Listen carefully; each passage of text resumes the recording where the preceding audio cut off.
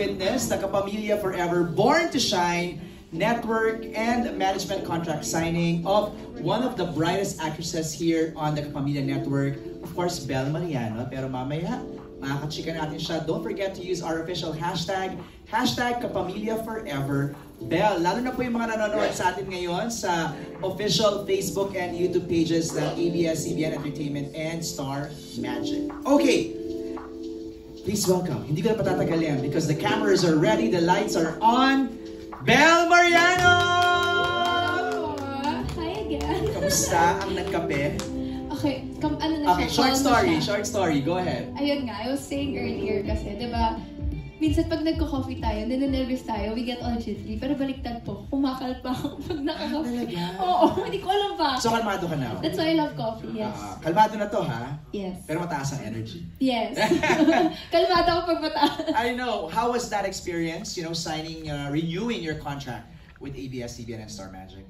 Sobrang nakakatuwa, syempre. It's really something that I'm really looking forward to, and I feel like this just solidifies that I am a Kapamilya forever. Parang, na-imagine mo, parang, siguro nung bata ka, na-imagine mo na yun na, nagka-practice ka na pumipirma ng kontrata. Pre-practice ko yung signature ko na Ayun, oo? Hindi, na-joke lang. Alam mo kasi may bilin si Tita Malu. Ano po yun? Santos, parang sabi niya, kapag pipirma ka daw, dapat yung pinakadulo, pataas. Para it's swerte.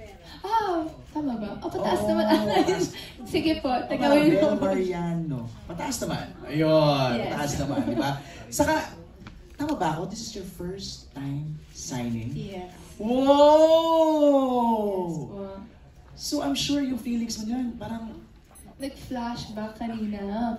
Actually, we were on standby kanina sa dressing room. Tapos sabi ko, yung dressing room na yun yung dressing room ko nung going Bulilit ako. We were literally beside Studio 5. Tapos doon kami nag-going. So medyo nagpa-flashback lahat sa akin today. All throughout the 14 years. Sabi ko, parang bumabalik po ako sa from going Bulilit, Lorenzo's time, Provinciano, and then East into her. Parang bits and pieces of those memories are slowly coming back to me today. So it's really, it's really what a day for me, and sobrang kakataba ng puso ko. Is that the reason why kanina hindi mo na napagilang maging emotional? Yes! Actually, nung VTR pa lang, sabi ko, hindi ako iiyak. I was telling sina Tita Cory. Sabi, Tita Cory, hindi po tayo, iiyak ka. And then I saw my mom. She was literally in the center. Sabi ko, hala, dun pa talaga pumesta si mommy. Iyak talaga ako nito. Pero syempre po, it's really something that I've been looking forward to after 14 years. And yun nga, nakakatuwa kasi these amazing bosses, and these, my fellow ABS-CBN artists, everyone, and I saw their messages, talagang nakakataba ng puso kasi they're all very supportive. Saka, meron bang kasama ka na rin yun? Sort of pressure? Di ba? Parang minsan pag pwede maka, oh my God, expectations are high, parang may ganun. O wala lang, parang you're just floating on air. Earlier, I was really just getting a grasp of everything. I was enjoying. I was in the moment talaga. Kasi it's something that I looked forward to do. Right. Siguro curious na kaming malaman, ano ba yung mga gagawin ni Belle? What are the projects lined up for you? Ano yung mga pwede mo nang i-share? Meet, greet, and buy, of course! You started with that already? Yes, we're currently shooting. Di ko po alam, pwede na po sabihin yung iba. Yeah. Oh yes! I'm gonna be releasing an album, so abangan niyo po yan. I won't get into details kasi kilala niya naman po ako. Lagi po ako nagsispoil kapag nagsasalita ako. So it's an album? Yeah, an album. So that we can look forward to, and definitely there's gonna be something. Ate, pwede ba sabihin? Ako na magtatanong. Ito tatanong ko na. Is there a birthday concert? Yes po. Pwede, yes po. Yes po. So, abangan natin yan. No, naalala ko, that's why I asked that. Ang ganda ng birthday concert last year. Oh, yes! Di ba remember? Yeah. Tapos parang nagkaroon pa tayo na parang meet and greet. Yeah, Tapos no phones. Yes. Super fun. We went around. We Yes. really, we really made the time to get to know one another. Right. Sana ulitin mo yun, yung ganong format. Yeah, it's really Na nice, walang phone, di ba? Yeah. We'll make it, greater this time. Mas Oh, maganda, I love it. Okay, simulan na natin yung ating Q&A. We have questions from the press na gusto nilang itanong sa iyo. Mula kay Juno Reyes of Rappler. Juno, are you here? Ayun, si Juno. Hello po. Now that you're over a decade Ang lakas matanda, no? Over a Kaya nga decade. po, sabi ko kanina, grabe naman yung Ano ba, officially, anong year? 14. 2014. What year I started? 2011. So, Matapang 14 years. 14 years. Tanda ka na. Uy! Grabe naman! Okay, now that you are over a decade into your showbiz career, what new roles or challenges would you like to take on? Actually, there's still a lot that I want to do. I want to learn more. Of course, ang dami-dami ko pang tatahakin, dami-dami ko pang gustong matutunan. And I would say, ang dami ko pang gustong gawing roles. I've never done anything na, yun nga, something like Bida Contra Bida, which I mentioned, horror. So that's something that I want to do. I won't limit myself po kasi into something na I want to learn talaga and grow, and I want to challenge myself nga.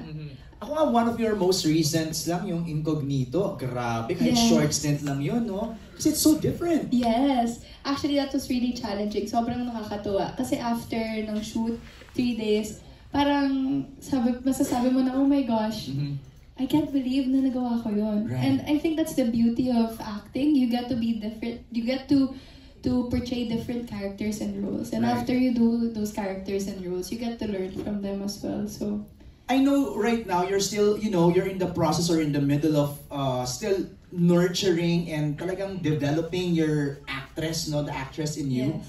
Pero you're also singing at the same time, performing, di ba? Nag-host ka din sa ASAP. If I put you on the spot and ask you right now, acting, hosting, singing, ano mas matimbang? Oh my gosh. Ang hirap naman pong i-weigh. Pero maybe on top, acting. Of course. Because I started talaga with acting. Right.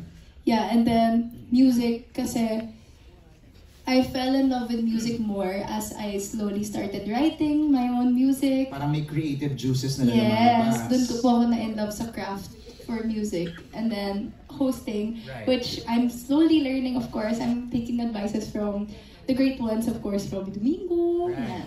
Right. Exciting. Okay, thank you, Juno, for your question. Thank you po. We go now to Bix Almacen, right here in front of us. Hello po. On the first row, how would you describe your journey as a kapamilya? Siguro in a word. How do you describe it? In a word? Growth. Okay. Maybe that. I would say that it's growth because all throughout the years, what I really went through, like there are times na magiging mahirap talaga.